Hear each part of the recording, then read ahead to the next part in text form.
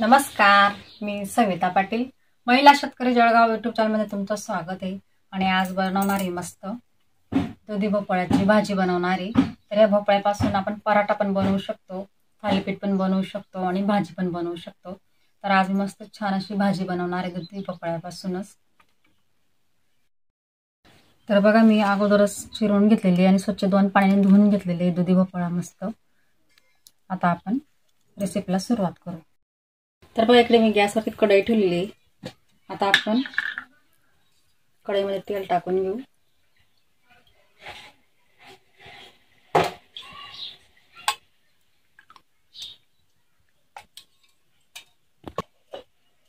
तर बघा, तेल गरम झाले। आता आपण जिरं टाकू 1 चम्मच। लसूण घेतलेला आहे मी, 1 कांडी लसूण ठेचून घेतलेला आहे।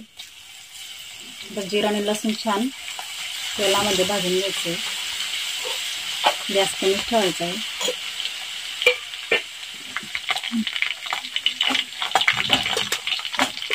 1 चम्मच लाल तिखट, तुम्ही तुमच्या आवडीनुसार घ्या। 1 चम्मच आपला खानदेशी मसाला, थोडीशी हळद पावडर, छान असं मिक्स करून घ्यायचं आहे। आणि जो आपण दुधी भोपळा घेतला होता तो आता ऍड करायचा आहे।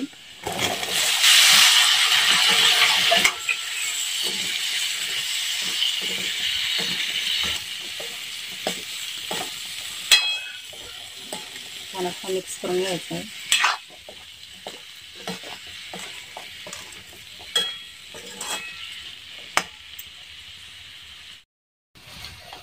आता आपल्याला त्याच्यामध्ये चवीनुसार मीठ टाकायचे। परत मिक्स करून घ्यायचे व्यवस्थित।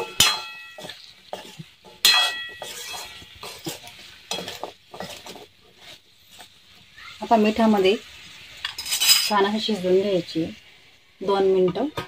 आता आपण 2 मिनिटांनंतरच बघू। तर आता आपण 2 मिनिटं शिजवून घेऊ दुधी भोपळ्याला।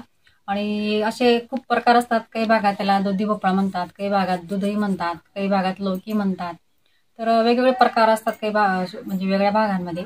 तर खूप सुंदर अशी भाजी लागते। याच्यापासून आपण पराठा बनवू शकतो किंवा थालीपीठ बनवू शकतो किंवा भाजी बनवू शकतो। तर आज आपण बघणार आहोत दुधी भोपळ्याची भाजी कशी आहे। तर तुम्ही पूर्ण व्हिडिओ बघायला विसरू नका। तर मला नाशिकवरून एका ताईचा फोन आला, तर त्यांचं नाव कविता म्हणून ताई होतं।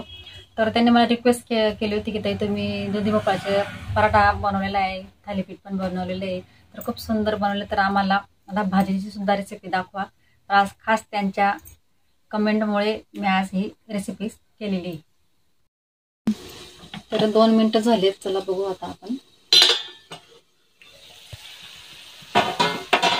तर बघू शकता तुम्ही, छान अशी मऊ झालेली मस्त भाजी शिजलेली मस्त बघा, जास्त वेळ लागत नाही। आता आपल्याला त्याच्यात थोडं शेंगदाण्याचं कूट ऍड करायचं आहे। तर मी इथं 2 चम्मच शेंगदाण्याचं कूट ऍड केलेलं आहे।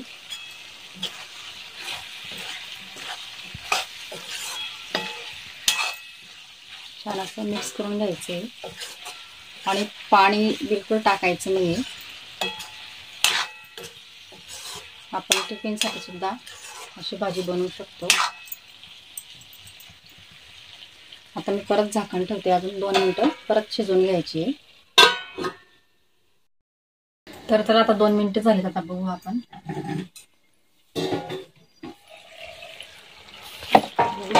एकच नंबर झालेली आहे, मस्त सुकी भाजी झालेली आहे आणि तेल सुद्धा छान सुटलेलं आहे बघा। आपण पाणी बिलकुल टाकलेलं नव्हतं।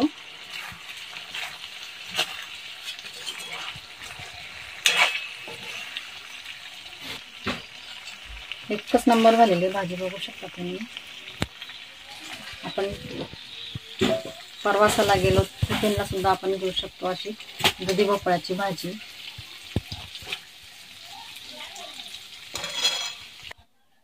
एकच नंबर झालेली आपली दुधी भोपळ्याची भाजी बघू शकता। तर कसा वाटला आजचा व्हिडिओ कमेंट बॉक्समध्ये नक्कीच सांगा। आणि तुम्ही जर माझ्या चॅनलला नवीन असाल तर माझ्या चॅनल सबस्क्राईब करा, शेअर करा, लाईक करा आणि माझ्या चॅनलला सपोर्ट करा। धन्यवाद.